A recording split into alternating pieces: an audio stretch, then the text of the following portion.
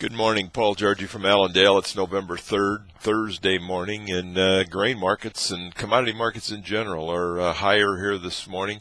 It's been a tough search to find reasons why we're sharply higher here this morning in the corn, beans, and wheat, for instance, but it looks like we're getting some strength from just buying from outside interest. The dollar has turned from higher earlier this morning to lower, and we've got a lot of news pending here ahead of us in the next couple days, so I think that might be a reason for some of the short covering that we're seeing here this morning.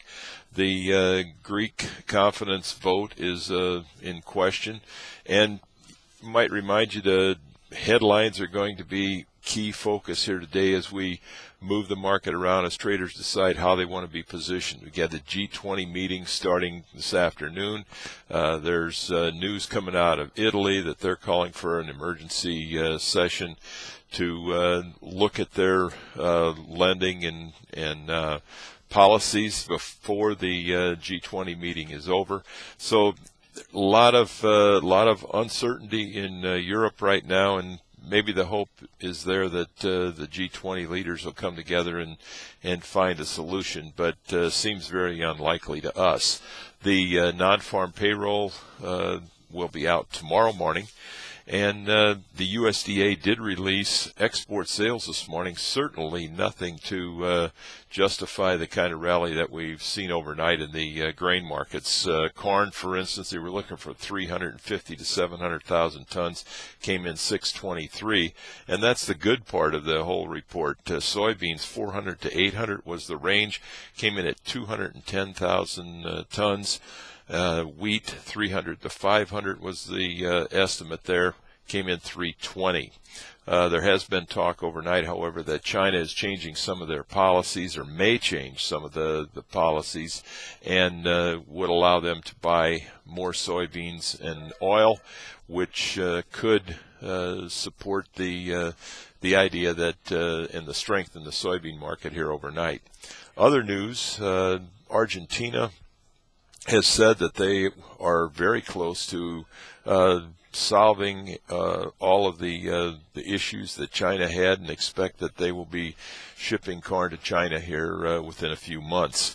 Weather conditions around the world, South America seems to be ideal. Stretches of dryness, stretches of rain, certainly ideal for getting that crop off the ground or out of the ground. Southern plains here in the U.S. should get some rain this weekend, and if not, then another chance early next week. And the only dry spot that we've got right now in the world is Ukraine. They could still use some rain, and there really isn't any in the forecast for the moment. But you got to remember we're going into the winter season there, and it's not quite as important as it is during the growing season.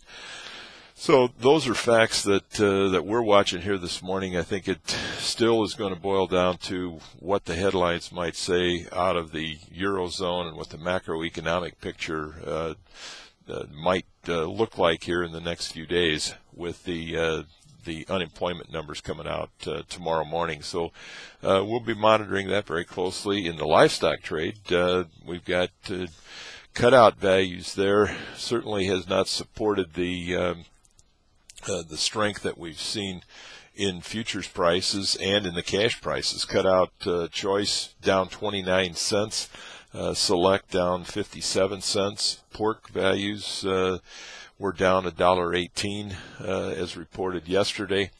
The futures this morning there showing a little bit of recovery as well, but some technical action there could weigh on that market later on in the session if we don't get the support from macro influences. The MF Global situation, it appears that a judge late yesterday approved that the positions and money can now be moved out of the firm, so that will help solve some of the volatility issues there. So a lot of things going on, reasons to stay in touch with Allendale's research. We'll keep searching and trying to find the answers for you. You can give us a call at 800-262-7538. We wish you a very successful trading day, and I'll talk to you tomorrow morning. Thank you.